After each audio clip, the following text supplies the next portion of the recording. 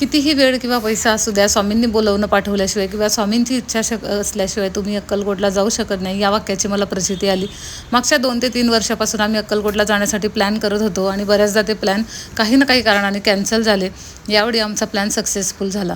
अक्कलकोटला पोहोचलो आम्ही 12:30 ते 1 वाजता. भक्तनिवासमध्ये आम्ही रूम घेतल्या होत्या. तिथं आमचं सामान ठेवलं सर्व आणि तिथंच त्यांचं कॅन्टीन आहे, तिथंच आम्ही थाळी खाल्ली. थाळी खूप अशी रिजनेबल प्राईसमध्ये खूप टेस्टी अशी थाळी आहे, अगदी 150 रुपयापासून.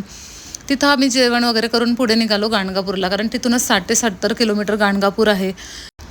नृसिंह सरस्वती आणि दत्त महाराज यांचा मठ आहे इथं आणि हे स्थान खूप प्रसिद्ध असं मानलं जातं. इथं खूप दूरदूरून लोक दर्शनासाठी येतात, कारण इथं घेतलेलं दर्शन हे फळाला पावतं असं म्हणतात. आणि आम्हीसुद्धा इथं जाऊन दर्शन घेतलं. मठ जो होता तो बंद होता, पण नृसिंह सरस्वती महाराजांचं आम्हाला दर्शन भेटलं आणि ते आम्ही घेतलं. नंतर आम्ही पुढे निघालो संगमावर जायला. तिथूनच संगम अगदीच जवळ होता.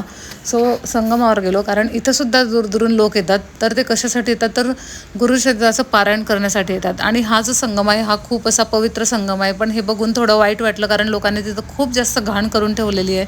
ते बघून थोडं वाईट वाटलं. पण हे जे स्थान आहे, म्हणजे या झाडाच्या भोवती जे लोक गुरुचरित्राचं पारायण करतात ते त्यांना त्याचं फळ मिळतंच असं म्हणतात लवकरात लवकर. कारण भगवान नृसिंह सरस्वती यांचा इथं वास आहे अशी मान्यता आहे आणि असू शकतं हे कारण खूप लोकांना याची प्रसिद्धी आलेली आहे. तर आम्ही कुठे स्टे केला होता, कुठल्या भक्तनिवासमध्ये, त्याचे चार्जेस काय होते हे मी तुम्हाला पुढच्या व्हिडिओमध्ये शेअर करणार आहे. अक्कलकोटचा व्हिडिओसुद्धा पुढच्या व्हिडिओ शेअर करेल. तोपर्यंत टेक केअर. चलो बाय.